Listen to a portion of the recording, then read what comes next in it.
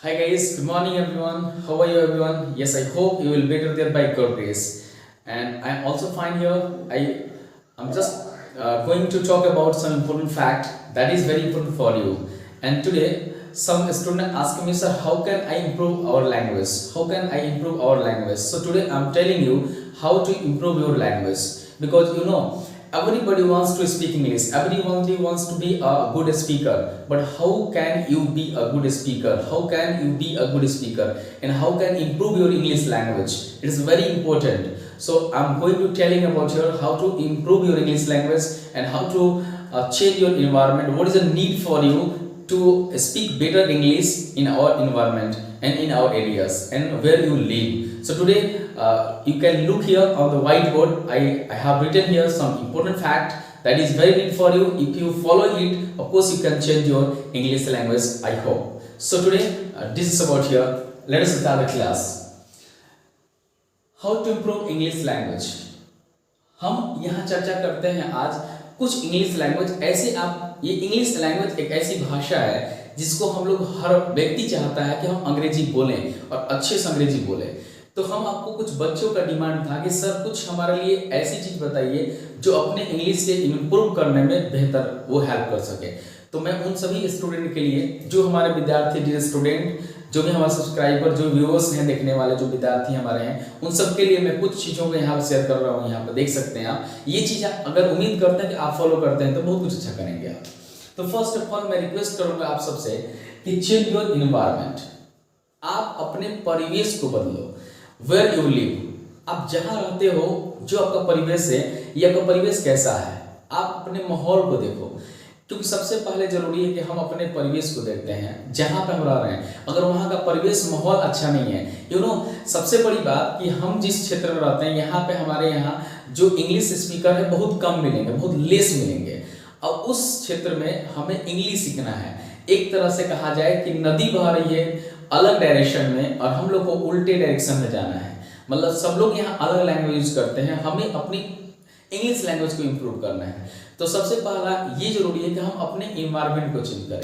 तो अब बात रहा कि सर इन्वायरमेंट कैसे चेंज होगा। मैं कहता हूँ don't try to change others people but you try to change yourself. Listen everyone, फिर से don't try to change others but try to change yourself. खुद को परिवर्तन करने का प्रयास करो, दूसरों को परिवर्तन करने का प्रयास मत करो। अपने आसपास के माहौल को नहीं चेंज करो बल्कि खुद को परिवर्तन करो। देखो अपनी नजरिया अगर बदलेगी तो सब कुछ नजर बदला हुआ चीज में बदला हुआ नजर आएगा। तो पहले अपने इन्वायरमेंट को जहां रहते हो अपने उस ऐसे फ्रेंडशिप सर्कल क्रिएट करो जहां आपको लगे कि नहीं ये बहुत जरूरी है और वहां पे आप इसको सुधारने का प्रयास करो। धीरे धीरे मुझे उम्मीद है कि अगर इन्वायरमेंट अच्छा मिल गया, देखो कुछ ऐसे लोग होंगे जो पढ़े लिखे नहीं होंगे, कम पढ़े लिखे होंगे, डिग्रियां उनके पास नहीं होंगी, फिर भी वो ऐसे इंग्लिश के माहौल में रह गए हैं जहां से अच्छी इंग्लिश बोल लेते हैं और अच्छा से वो स्पीक कर सकते हैं आपके साथ में। तो सबसे पहला जरूरी है कि आपकी क्या जरूरी है, नीड कि आपका इन्वायरमेंट परिवेश आपका अलग हो, थोड़ा परिवेश आप चेंज करो। दूसरी बात प्रैक्टिस एवरीडे। अब अगर आप लर्न कर रहे हो, सीख रहे हो कहीं भी अंग्रेजी, तो प्रयास करो कि वहाँ के जो चीज़ें मिली हो या जहाँ भी आप घर पे ही अगर सेल्फ स्टडी कर रहे हो तो वहाँ पे जो भी चीज़ें मिलता है प्रैक्टिस बहुत जरूरी है। कहा जाए practice makes the man perfect. तो हमें प्रैक्टिस करना ही पड़ेगा। Without practice you can't speak because if you wants to improve your English language so you have to practise at home every day and you can talk with your friends. Of course you can change your language. So today and next practice everyday. तो इसको सुधार लो आप। First environment बदलो अपना, दूसरी की practice everyday, daily practice करो। And third try to think in English. ये सबसे बड़ी बात है, try to think in English. कैसे हम सोचेंगे इंग्लिश में। हम जब भी बोलने का प्रयास करते हैं इंग्लिश तो हमारे मन में हिंदी आता है, हिंदी को हम लोग फिर से माइंड में उसको इंग्लिश ट्रांसलेट करते हैं। बट हम कह रहे हैं कि आप जिस चीज को जो भी आपके सामने आ रहा है बोले उसके तुरंत हिंदी आते ही उसके मन में आपके इंग्लिश के प्रयास करो कि वो आखिर उसका होता क्या इंग्लिश। तो आपके अंदर से एक जिज्ञासा जगना चाहिए, जिज्ञासा होना चाहिए, आप उसके प्रति क्यूरियोसिटी होना चाहिए कि हम उसको सीखें। हमारा जो माइंड हो प्रयास ज्यादा इंग्लिश में सोचने का हो। तो ट्राई टू क्या करो आप, try to think in English. अपने जो भी मन में बातें आ रही हैं उसको इंग्लिश में प्रयास करो सोचने के लिए।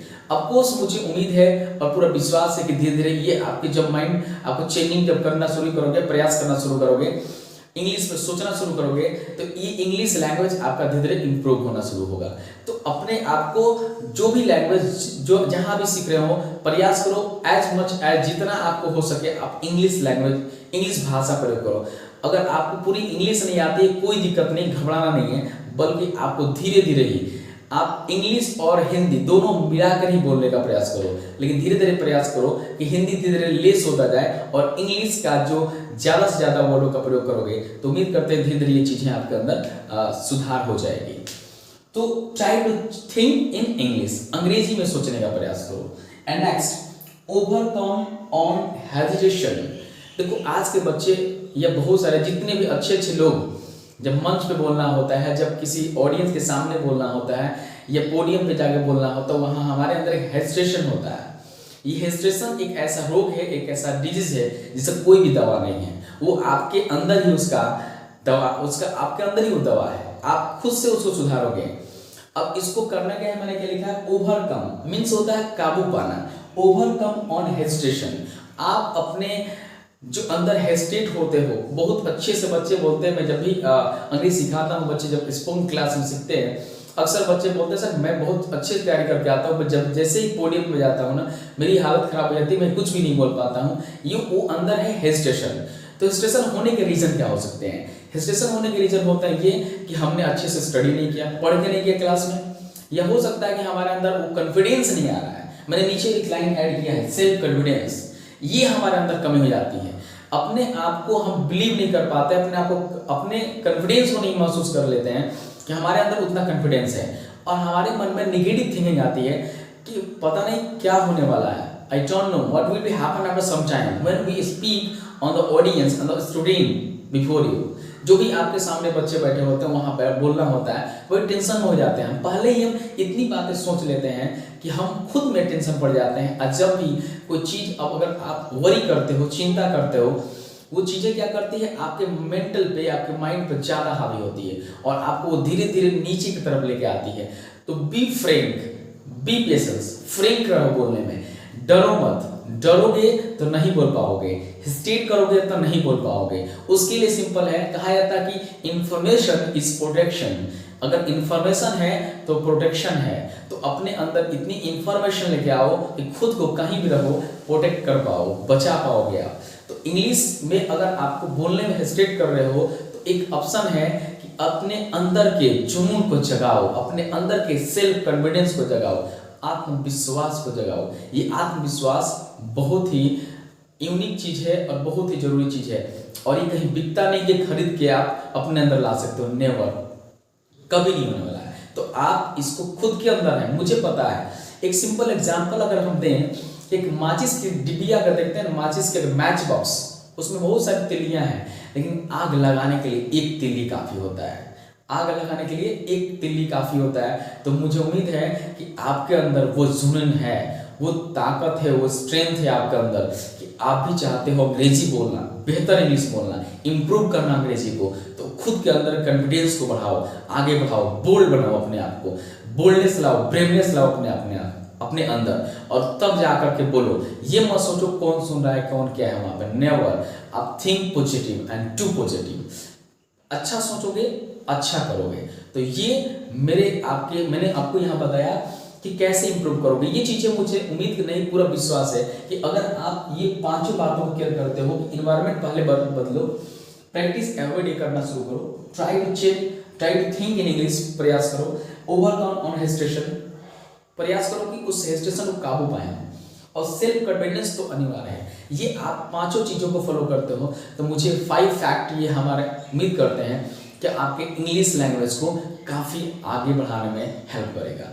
तो मैं उन सभी विद्यार्थियों से रिक्वेस्ट करूंगा इस वीडियो को देखें और अपने दोस्तों के पास जो भी इंग्लिश लर्नर हैं, सीखने वाले हैं, उनके पास शेयर करो और कमेंट करो और बताओ मुझे कि कैसा लगा ये वीडियो और किस टाइप के वीडियो और आप सीखना चाहते हो और समझना चाहते हो। मैं उस पर प्रयास करूंगा कि अच्छे से अच्छे वीडियो आपके लिए लाऊं और जो भी आपको स्नेह और प्यार मिल रहा है आपके माध्यम से, सभी हमारे सब्सक्राइबर और व्यूवर्स के माध्यम से, मैं उन सब के लिए लॉट्स ऑफ थैंक्स कहना चाहूँगा कि आप ऐसे ही प्यार और स्नेह देते रहें। और मेरे चैनल को सब्सक्राइब कर ले अगर नहीं किए हैं, अगर नए हैं तो आप सब्सक्राइब कर लें और शेयर भी करें।